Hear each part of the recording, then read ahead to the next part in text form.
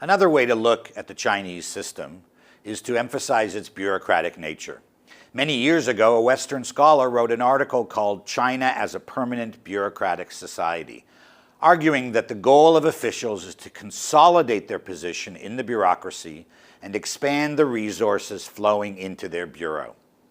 Anthony Downs, author of a book called On Bureaucracy, treats bureaucrats as highly rational people, but they could still have very different goals.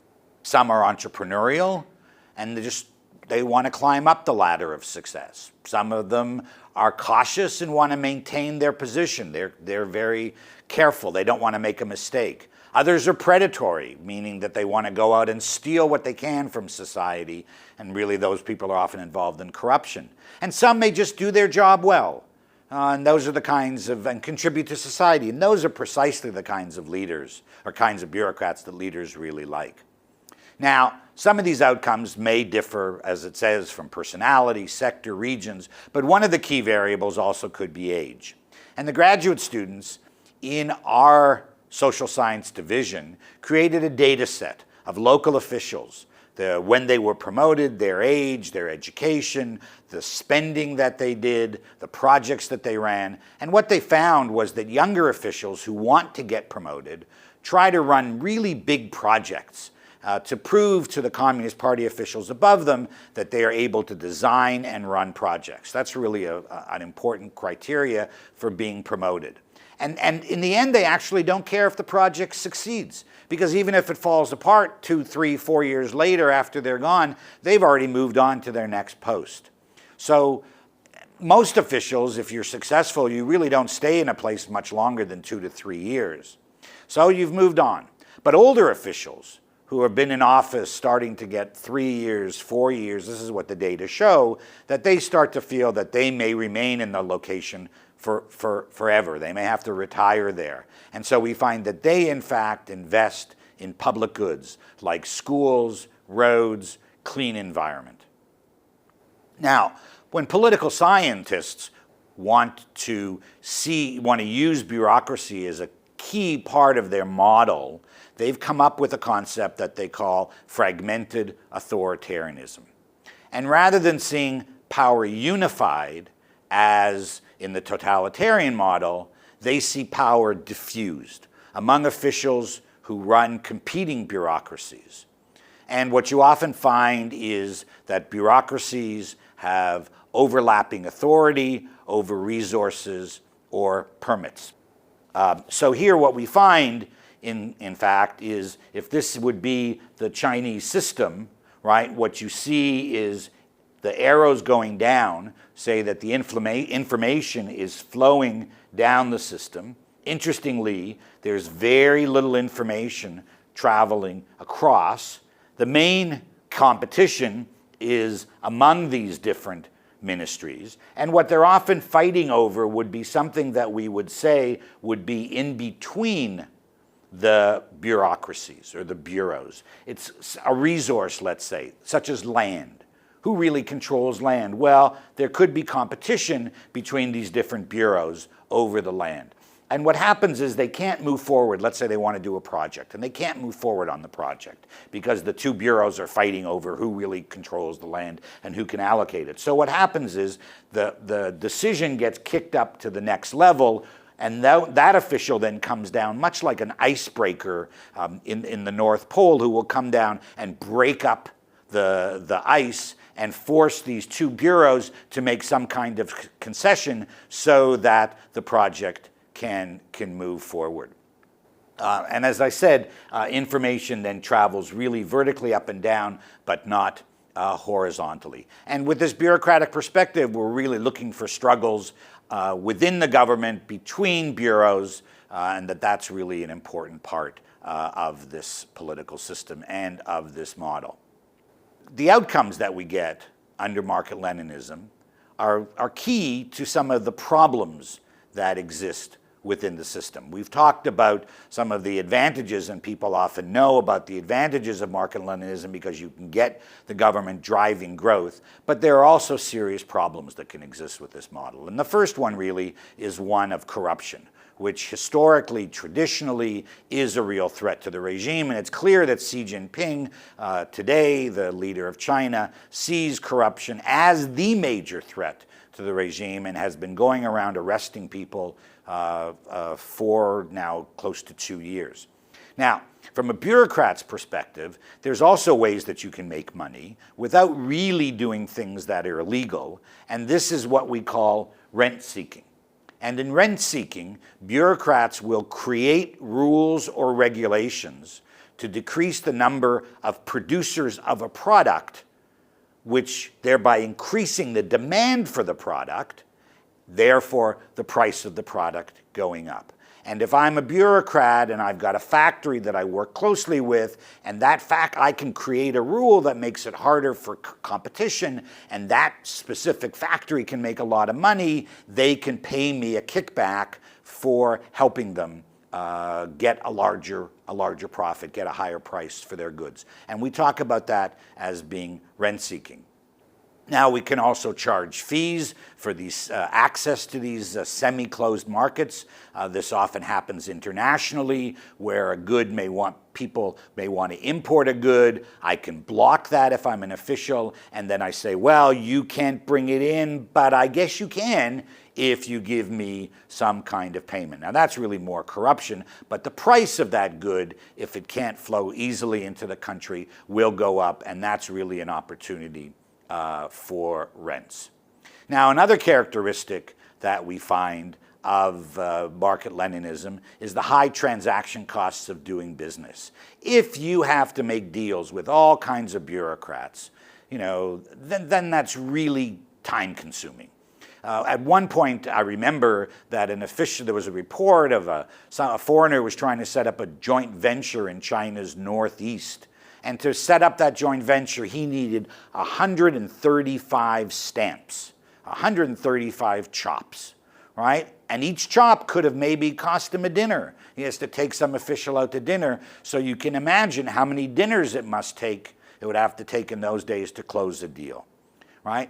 Also, you get, under market Leninism, you can get not too many regulations, but too few good regulations.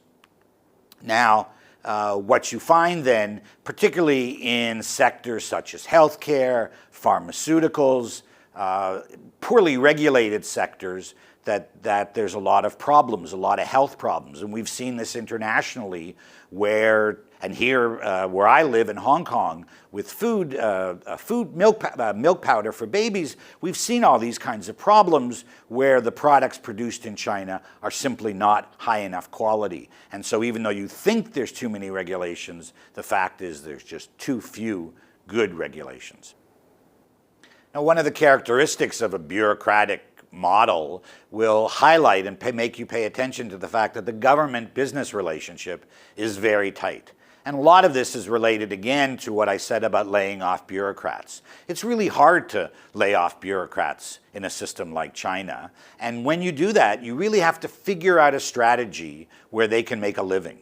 Now, what happened in 1982, there were a lot of officials. This was the first big movement to lay off officials back in 1982 by then Premier Zhao Ziyang. And the response was that the officials who got retired in 82 then opened up what we call briefcase companies, right? They just had this briefcase, right? And what they would do is they would go to bureaucrats that they had known and take some resources from those guys and then ship it, move it over somewhere else, and they would charge a fee for doing that, and that's why they were called briefcase companies. They never took control of the goods.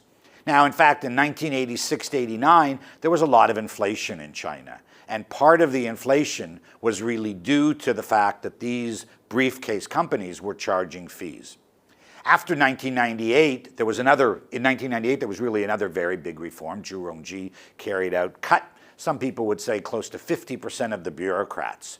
And in those days, people started to talk about bureaucrats jumping into the sea of business. And so a lot of people, 2000, 2001, in those days went off and started their own companies as well. Today's businessmen and women, because of all these earlier movements into the private sector by officials, today many of the people in business have long-standing ties to officials with whom they have worked.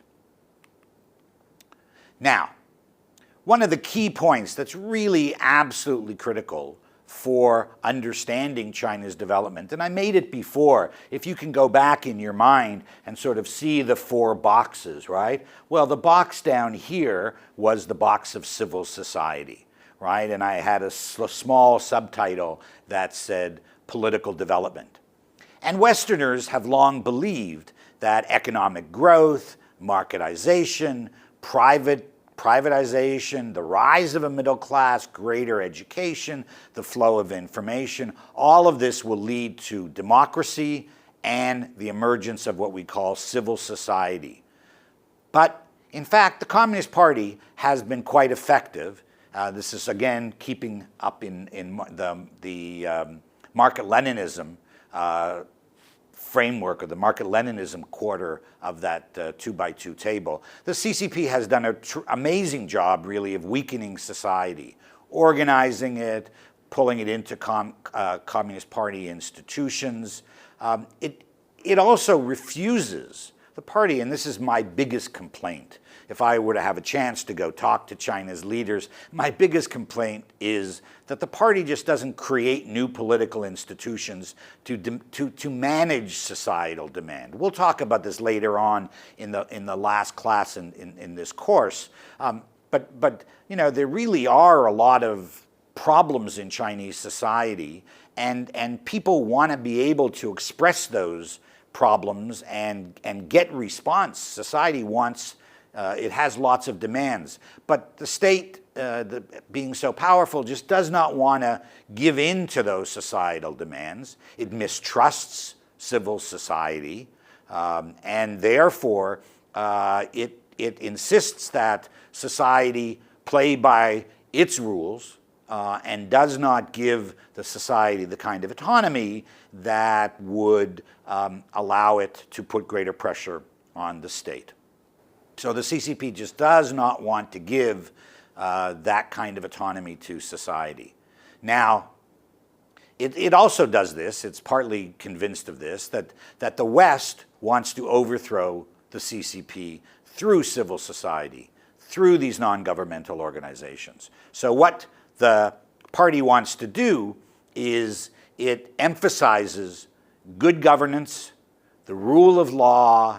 Currently, we see that the Prime Minister is putting forward a program for reform of the administrative review and approval system, sort of a kind of deregulation, making it easier to get approval for projects. But all of this, without all this improvement of the governance, without really ceding power to society. Now, the last model that I would suggest that we could look at is really a model that puts the state and society at some degree of loggerheads against each other. Now, it's very clear that state power is important. It's important for taxation. It's important for boundary control. So much of today we hear these stories of migrants, and states need to control their boundaries. They need to control domestic security to prevent terrorism, national security, defending territories against external forces. So they need to develop a navy or a military. Resource extraction, they have to pull resources out of society, out of the earth to enrich the society. We need regulations, we need legal decisions. But in China, much of the conflict, when we as social scientists look at China, we actually see a lot of the conflict the result of the state effort to penetrate and dominate society, and that society itself tries to resist those state agents through protests.